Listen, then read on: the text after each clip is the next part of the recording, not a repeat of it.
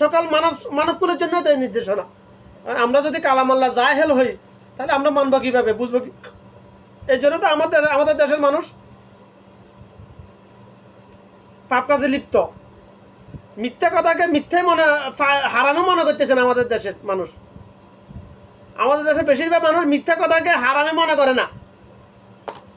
মুনাফিকের চিহ্ন তিনটি। আল্লাহ পাক কোরআন মাঝে বলে ইন্নাল মুনাফিকিনা ফি নারে জাহান্নাম, নিশ্চয় মুনাফিকের স্থান জাহান্নামের নিম্ন স্তরে। কাফের তো জাহান্নামে যাবেই, কিন্তু কাফের জাহান্নামের কোন স্তরে যাবে সেটা নির্দিষ্ট করে বলা হয় না। কিন্তু মুনাফিক কাফের চাইতে নিকৃষ্ট বলা হয়। এই আয়াতের পরিপ্রেক্ষিতে বলা যায় মুনাফিক কাফের চাইতে নিকৃষ্ট। কারণ মুনাফিকের জন্ম হয় মুসলমানের ঘরে।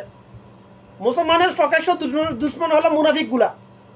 আর মুসলমানের ক্ষতি করে কাফেররা, ইহুদি কাফেররা মুসলমানের ক্ষতি করে মুনাফিকদেরকে দিয়াই, এটা প্রকাশ্য প্রমাণিত। এই জন্য মুনাফিকের স্থান জাহান্নামের আল্লাহ পাক বলেছেন। মুনাফিকের চিহ্ন তিনটি। মুনাফিকটা সবাই দুনিয়া লোভী হয়। মুনাফিকটা 100 মিয়াফিল মিয়া দুনিয়া লোভী হয়।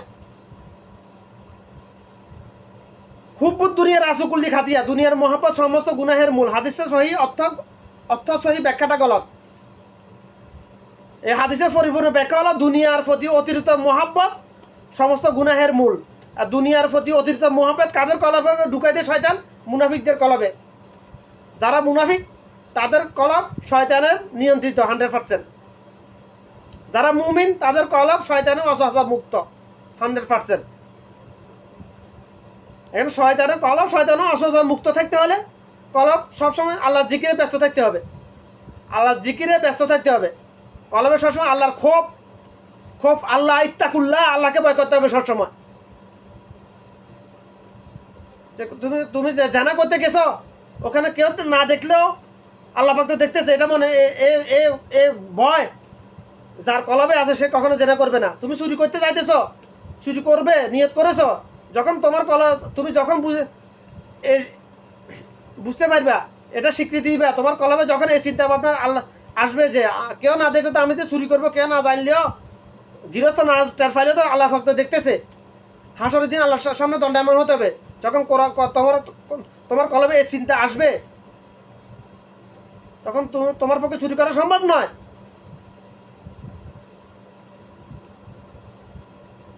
সম্ভব নয়। তোমার পক্ষে মুনাফিকি করা সম্ভব না। মুনাফিকের চিহ্ন তিনটি। যখন কথা বলে মিথ্যা বলে, তার কাছে কোনো আমানত রাখলে আমানতের খিয়ানত করে, কারোর সাথে ওয়াদা করলে ওয়াদা ভঙ্গ করে।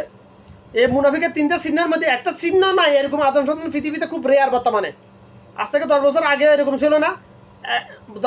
আজকের কথা বলতেছি বর্তমানে এই মুনাফিকের তিনটা চিহ্নের মধ্যে একটা চিহ্ন নাই। এটা আমার 25 বছরের রিচার্জ ভাই, 2 মাস 6 মাস 2-4 বছরের রিচার্জ নয়। আমি আজকে টানা 25 বছর মানুষের উপরে রিচার্জ করে গত কোরবানি ঈদের প্রায় 1 মাস আগে আমার এই রিচার্জটা সমাপ্ত করেছে আল্লাহ পাক একটা ওমানি একটা পরিবারের মাধ্যমে। পরিপূর্ণ 100% মিয়াফিল মিয়া। আমার এই কথাটা সত্য। কিয়ামতের আগে এটা মিথ্যা প্রমাণ করতে পারবে না। কেন পারবে না? আমি আজকে বলতেছি আর দ্য মোমেন্ট বর্তমান পৃথিবীতে মোট আদম সন্তান মুসলমান করে জন্ম নেওয়া মুনাফিক, যেহেতু মুনাফিকের জন্ম মুসলমানে করে জন্ম নেওয়া আদম সন্তানের মধ্যে মিনিমাম 97% মুনাফিক।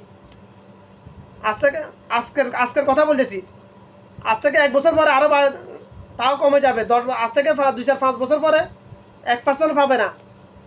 আমি 97% বলছি, একটু স্পেস রেখেছি, খালি জায়গায় রেখেছি এখানে। আসলে 97% নয়, 1%। 99% মুনাফিক অ্যাট দ্য মোমেন্ট। অর্থাৎ মুনাফিকের তিনটা চিহ্নের মধ্যে একটা চিহ্ন নাই এরকম আদম সন্তান সর্বোচ্চ একজন পাওয়া যাবে বর্তমান সময়ে। আজকের যুগের কথা বলতেছি। বাংলাদেশ, শুধু বাংলাদেশ নয়, বাংলাদেশ, ইন্ডিয়া, পাকিস্তান, ওমান, পুরো আরব দেশের এদের মধ্যে মুনাফিকের চিহ্ন আরও বেশি, চরিত্র আরও বেশি। এরা আল্লাহর কসম খায়, কথা আল্লাহর কসম খায়, মিথ্যা কথা বলে। বাংলাদেশের মানুষ মিথ্যা কথা বলে সত্য, কিন্তু কথা কসম খায় না। কথা যেখানে হাতে দুনিয়াবি স্বার্থ বেশি ওখানে আল্লাহর কসম খায়, মিথ্যা কথা বলে। যেখানে দুনিয়াবি স্বার্থ কম ওখানে কথা মিথ্যা কথা, আল্লাহর কসম খায়, মিথ্যা কথা বলে না। কিন্তু আমি মোট পুরো পৃথিবীর আদম সন্তানের মুসলমান ঘরে জন্ম আদম সন্তানগুলোর মধ্যে যারা মুসলমান দাবিদার তাদের কথা বলছি। তাদের মধ্যে আজকের হিসাবে একটা মোমেন 99% মুনাফিক। অর্থাৎ মুনাফিকের 3টা চিহ্নের মধ্যে একটা চিহ্ন নাই এরকম। মিথ্যা কথা বলে না, মিথ্যা কথা বলে এই চিহ্নটা আছে। মিথ্যা কথা বলে তারা দুনিয়ার লোভে মিথ্যা কথা বলে, এই চিহ্নটার মধ্যে আছেই আছে 99% আদম সন্তানের মধ্যে। আজকের হিসাবে যেদিন হাজারে 2-1 জন হয়ে যাবে, 100-তে 1 জনও থাকবে না, হাজারে 5 জন কিংবা 2 জন হয়ে যাবে, 3 জন হয়ে যাবে। কেয়ামতের আগে যেদিন কেয়ামতের আগে মুনাফিক হয়ে যাবে, মানে নামদারি মুসলমান কিন্তু মুনাফিক, মিয়াফিল মিয়া মুনাফিক হয়ে যাবে, ওই দিন কেয়ামত হবে। এই জন্য আমার এই রিসার্চ কেয়ামতের আগে কেউ ভুল প্রমাণ করতে পারবে না। কারণ মুনাফিকের সংখ্যা আস্তে আস্তে বাড়তে থাকবে, কমবে না কখনো। মুনাফিকের সংখ্যা যদি না বাড়ে কেয়ামত হবে না ভাই। মুনাফিকের সংখ্যা যদি না বাড়ে তাহলে কেয়ামত হবে না। আর মুনাফিকের জন্ম হয় কাফের মুসলমানে করে।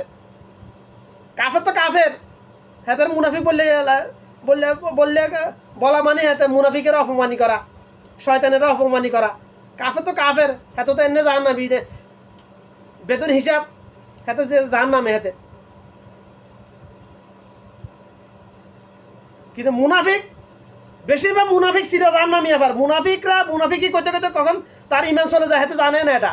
কারণ হাতে স্বীকারে করা, হাতে যে মুনাফিকি করতে, হাতে পাপ করতেছে, হাতে যে পাপ কাজে লিপ্ত, জঘন্যতম পাপ কাজে লিপ্ত, কবিরা গুণে লিপ্ত মুনাফিকরা হাতে এটা স্বীকারে করে না।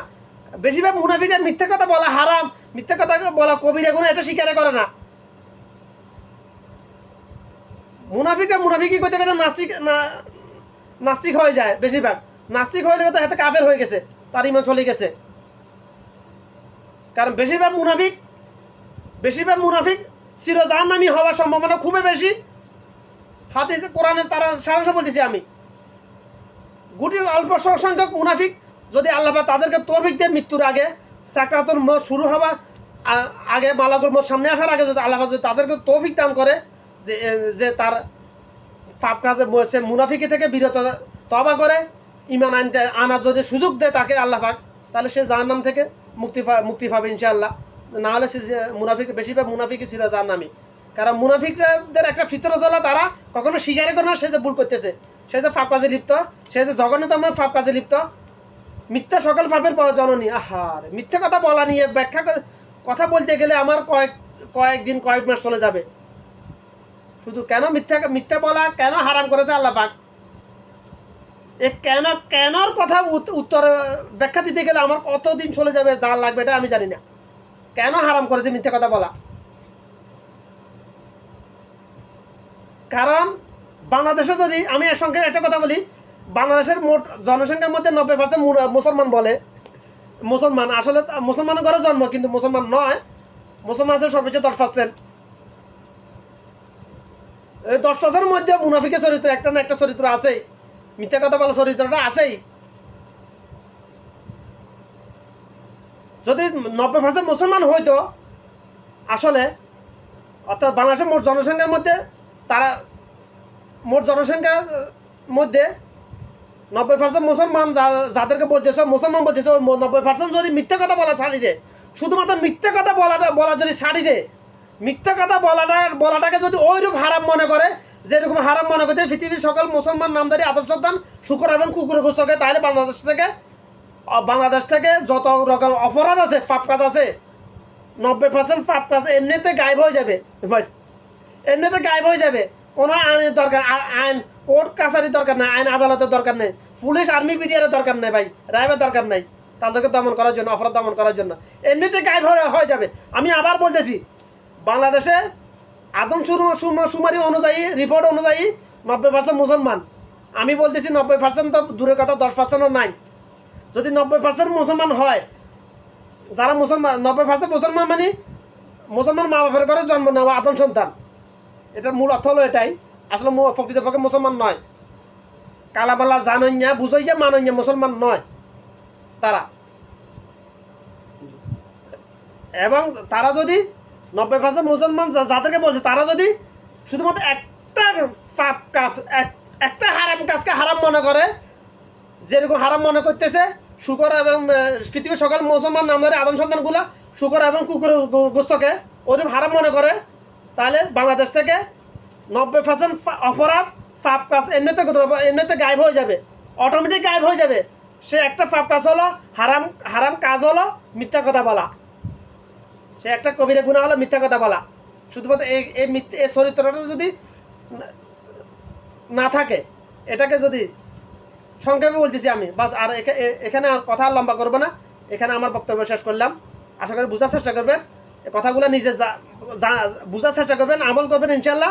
অন্যকে আমল করার জন্য উদ্বুদ্ধ করবেন, বেশি বেশি করে শেয়ার করবেন। যাদেরকে আল্লাহর জন্য ভালোবাসেন তাদের কাছে বেশি বেশি করে শেয়ার করে দিবেন। পার্সোনালি শেয়ার করবেন না, পার্সোনালি শেয়ার করলে হাতে মনে করবে হাতে টার্গেট করে কথাটা হাতে শেয়ার করছেন। তো বিভিন্ন গ্রুপে শেয়ার করবেন ইনশাল্লাহ, হোয়াটসঅ্যাপ, ইমো, মেসেঞ্জারে গ্রুপে শেয়ার করবেন ইনশাল্লাহ। দিনের খাতিরে নিজে মানবেন, অন্যকে মানার জন্য, উদ্বুদ্ধ করার জন্য বেশি বিভিন্ন গ্রুপের মাধ্যমে শেয়ার করবেন। এটা হোয়াটসঅ্যাপ, ইমো, মেসেঞ্জারের গ্রুপে শেয়ার করবেন। পার্সোনালি শেয়ার করলে বিপদে পড়বেন, কারণ হাতে হাতে হাতে হাতে বুঝবো যে না আপনি হাতে টার্গেট করে বলতেছেন, এটা শেয়ার করছেন। এই জন্য পার্সোনাল শেয়ার করা থেকে বিরত থাকবেন, কারণ পার্সোনাল শেয়ার করে আমি বিপদে পড়েছি অনেকবার। আমার উদ্দেশ্য ছিল তাদের কলবে একটু ধাক্কা লাগানো, ইমানি জজবা আনা, ফিরে আনা, কিন্তু তাদের কলবে না ধাক্কা লেগে ইমোশনাল হিট লেগেছে, বিপদে পড়ে গেছি আমি অনেকবার। একবার দুইবার না, অনেকবার বিপদে পড়েছি আমি। এই জন্য পার্সোনাল শেয়ার করা থেকে বিরত থাকবেন ইনশাআল্লাহ।